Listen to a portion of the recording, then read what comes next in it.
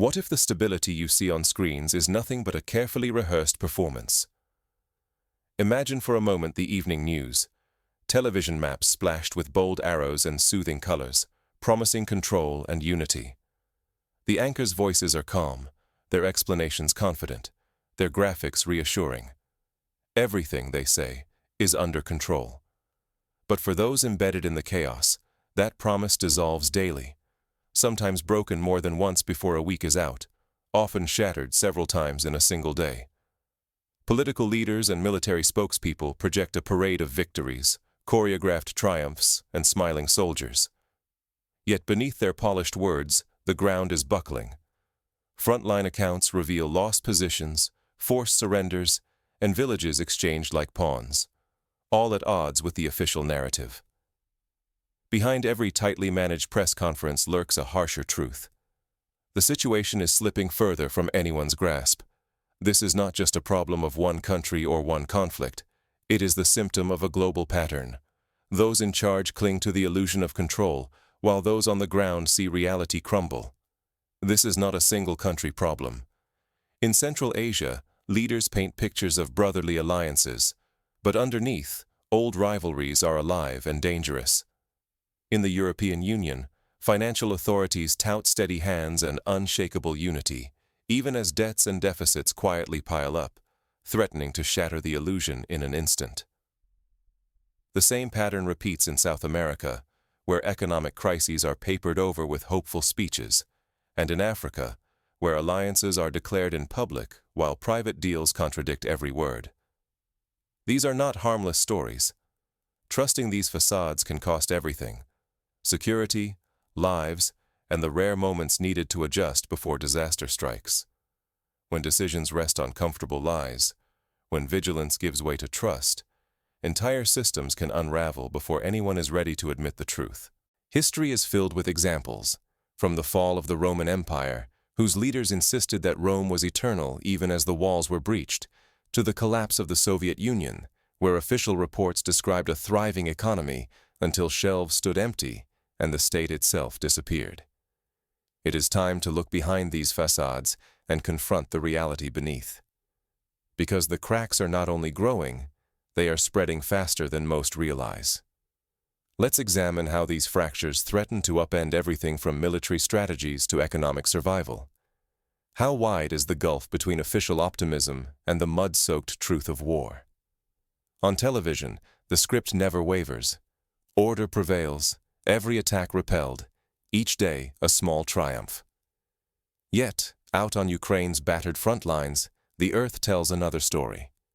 Villages once labeled secure, Malivka in the Dnipropetrovsk region, Novaya Ivanovka and Okhotniche in Zaporizhia, Belaya Gora in Donetsk, Voronova, yet again in Dnipropetrovsk, fall with alarming speed.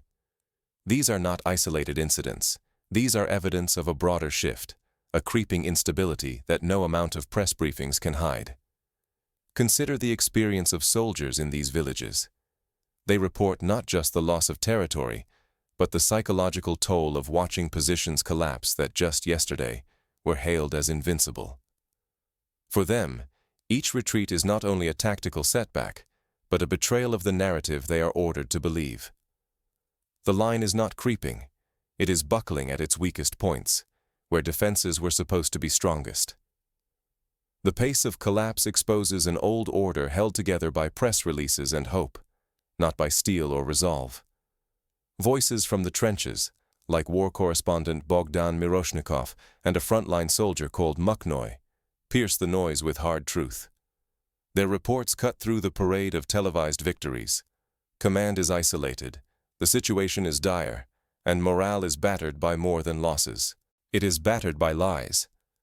In places marked safe by generals, soldiers brace for the next disaster, fully aware that the truth is much darker than what is broadcast. Miroshnikov has described the situation near Yampol as smelling of something unpleasant, a coded way of saying that defeat is imminent, even as headquarters report stabilization. Mukhnoy does not mince words. The greatest threat is not simply tactical failure, but the unending stream of propaganda and denial. When commanders start believing their own fiction, real dangers multiply. Illusions of stability may comfort those far from danger, but for those on the line, illusions are deadly. This mirrors what happened during the Vietnam War, when American generals insisted that every hill was secure, even as the enemy advanced. Or recall the final days of the First World War, when German High Command issued bulletins of victory, while the trenches filled with despair. The cracks are not just in the mud. In Kupiansk, Russian troops now hold nearly half the city, advancing block by block. Surrender is no longer rare, even for senior officers, like the commander of the 116th Brigade's Tank Battalion, who now lay down their arms. This is not a single breach, it is the sign of a deeper rot. Surrender by commanders is historically significant. In the Second World War, the surrender of entire battalions often signaled the collapse of entire fronts. Civilians, too, are forced by desperation to make choices, sometimes even helping advancing forces, blurring the boundary between survival and betrayal. Every new lie from the army drives people to seek truth elsewhere, eroding what little trust remains. In recent months, locals in occupied areas have helped Russian troops locate Ukrainian positions, trading information for safety, or simply responding to shifting power. This is not new. During the Second World War, populations in Eastern Europe switched loyalties as front lines shifted, not from ideology, but from sheer necessity. This is not just the result of weak leadership or flawed tactics.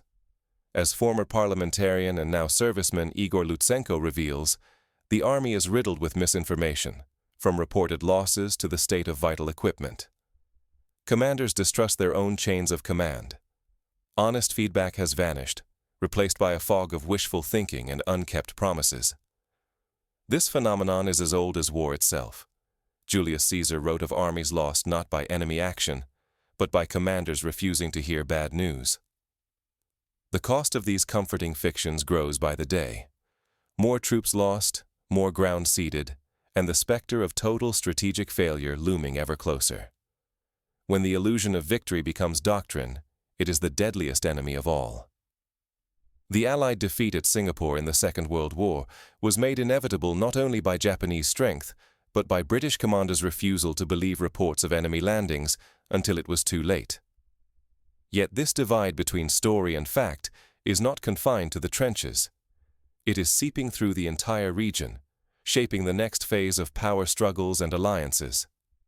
The same pattern of denial and decay is echoing beyond Ukraine's front lines. As power shifts and economic pressures mount, the cracks are spreading across borders and alliances.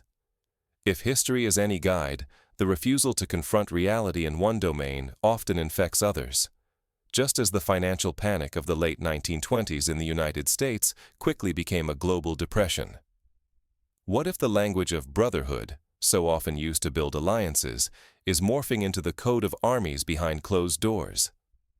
This is not confined to Ukraine's front lines. The same transformation pulses across Central Asia and deep into Europe. The stories of cultural unity and unbreakable friendship are being repurposed, masking a surge in militarization that upends our assumptions about these regions. Look at the organization of Turkic states. Once, it was little more than a cultural gathering, a stage for leaders to share folktales and pose for symbolic family photos. Today, it is evolving into a military political force. Behind the veneer of unity, OTS members are exchanging intelligence, conducting joint military drills, and laying blueprints for genuine defense cooperation. The rhetoric of shared ancestry now cloaks the reality of growing armies and coordinated security ambitions. In the past year alone, the OTS has organized more joint exercises than in its previous decade of existence. Weapons procurement is coordinated. Border security is discussed in military terms.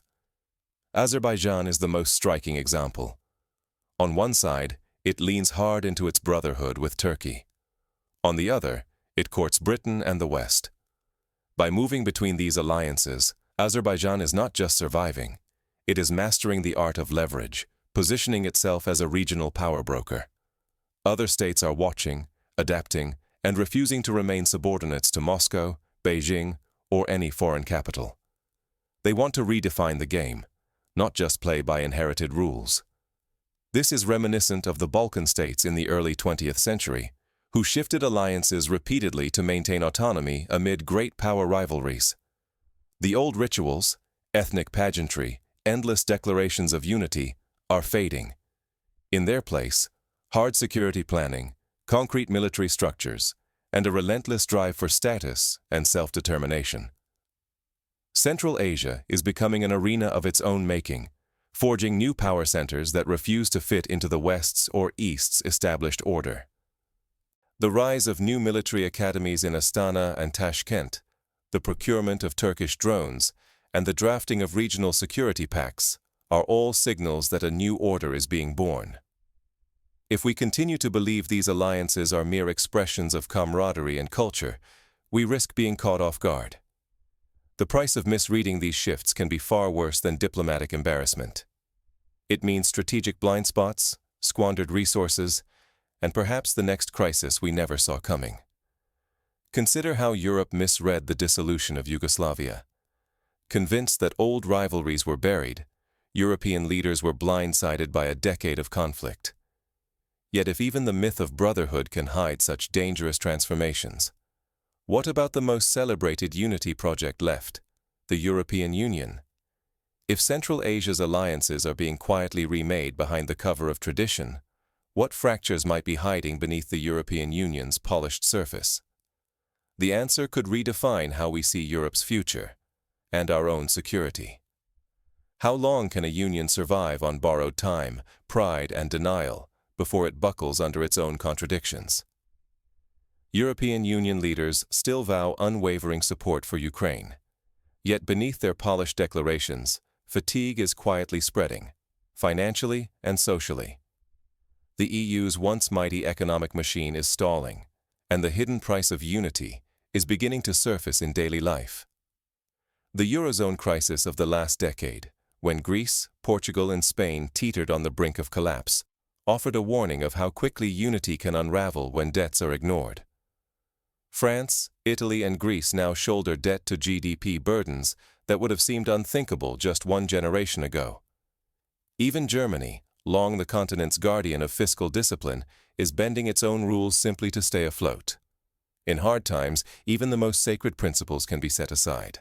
The Maastricht Treaty's deficit limits are now routinely breached, justified by emergency after emergency. The promises of fiscal responsibility have become little more than talking points. This silent crisis seeps everywhere. Holidays are trimmed, social programs squeezed, and the bold promises from Brussels ring increasingly hollow to everyday Europeans.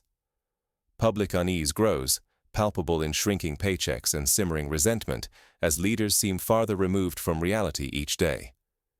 In Italy, the rise of populist parties has been fueled by anger at austerity measures imposed from Brussels. In France, the Yellow Vest protests were sparked by economic hardship and a sense of betrayal by the political elite. Some refuse to play along. Viktor Orban, Hungary's prime minister, flatly rejects the euro, warning his people not to trust distant promises of European solidarity. He is not alone.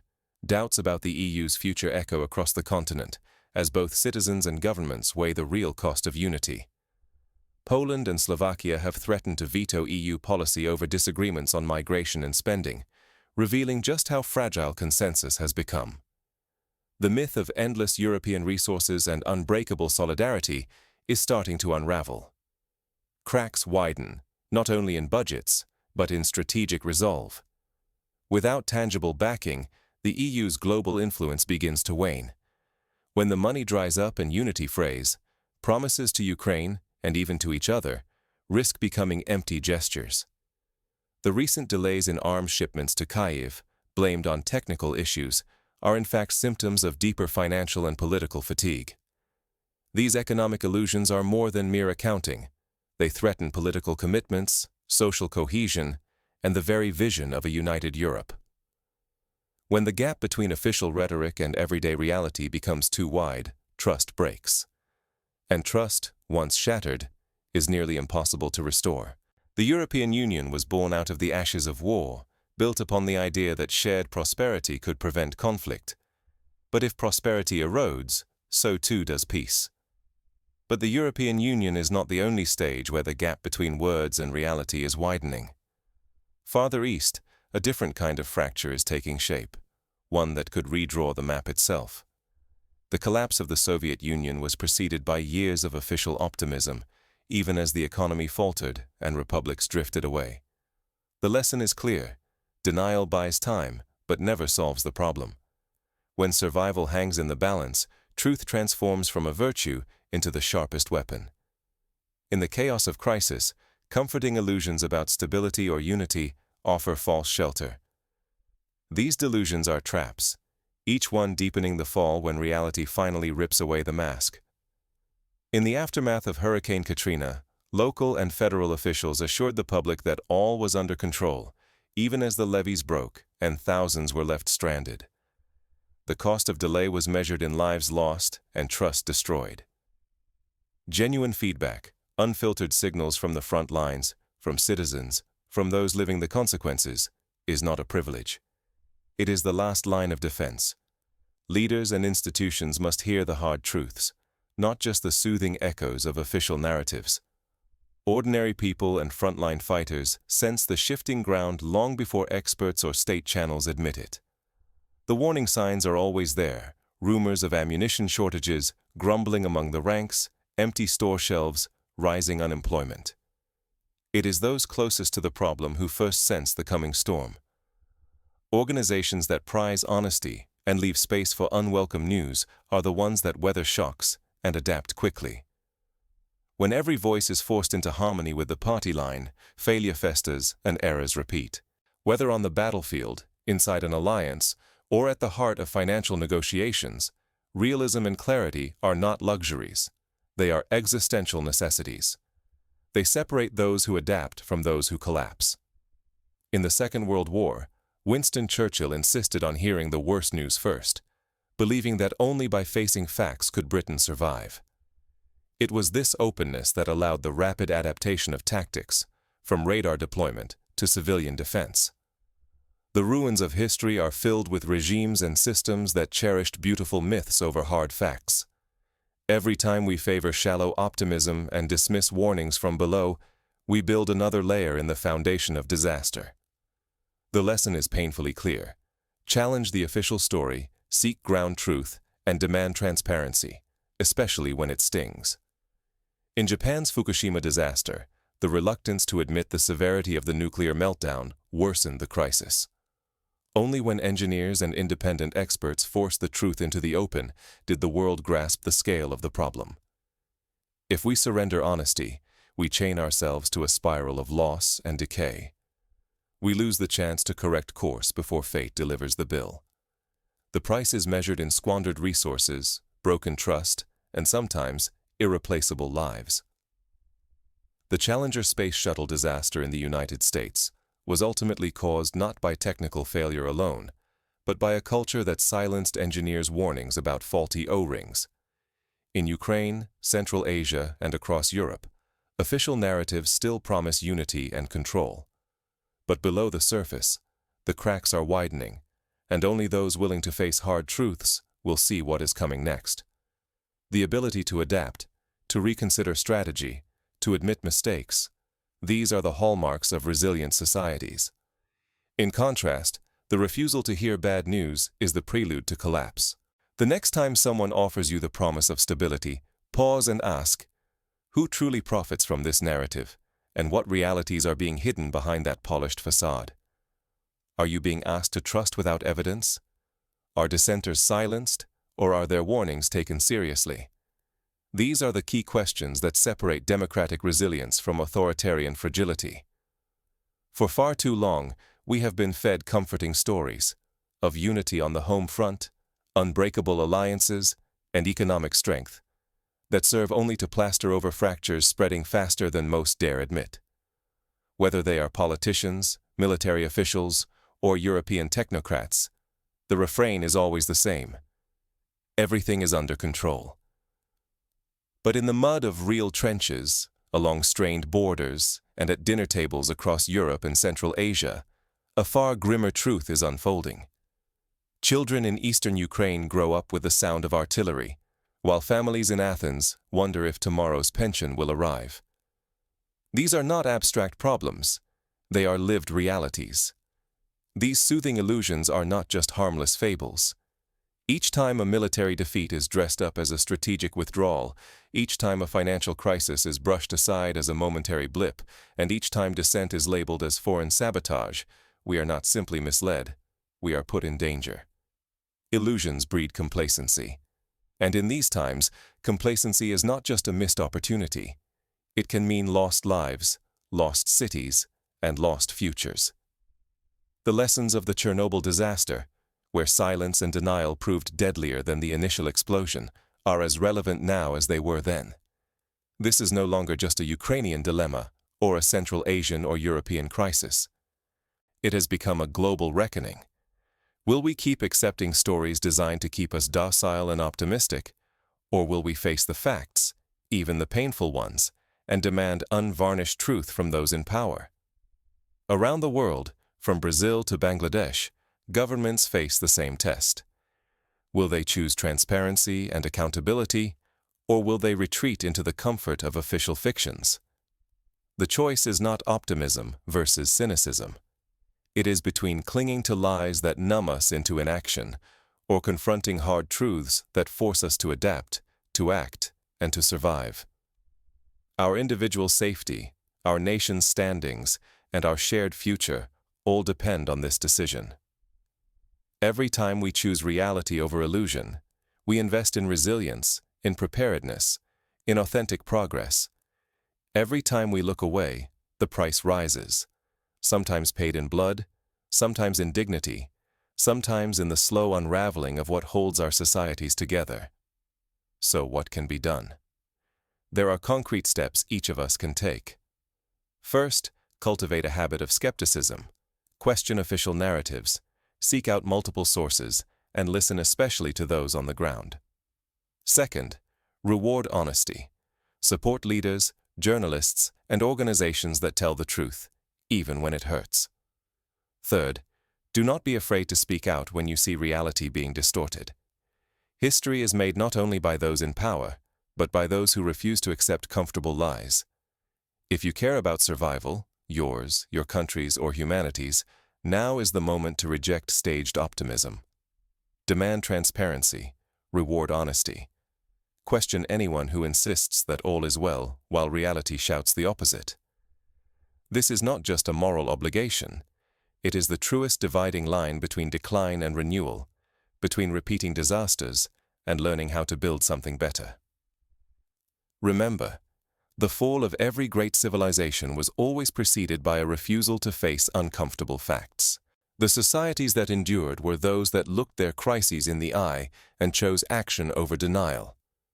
Remember, the real front lines are not only in distant fields. They run through every newsroom, every parliament, and every home. When the next grand narrative of stability is rolled out, where will you stand? Will you accept the story? Or will you demand to see what lies beneath? The debt of unanswered questions can only be paid by courage. The courage to face truth, to adapt, and to act before the next mask of stability cracks for good.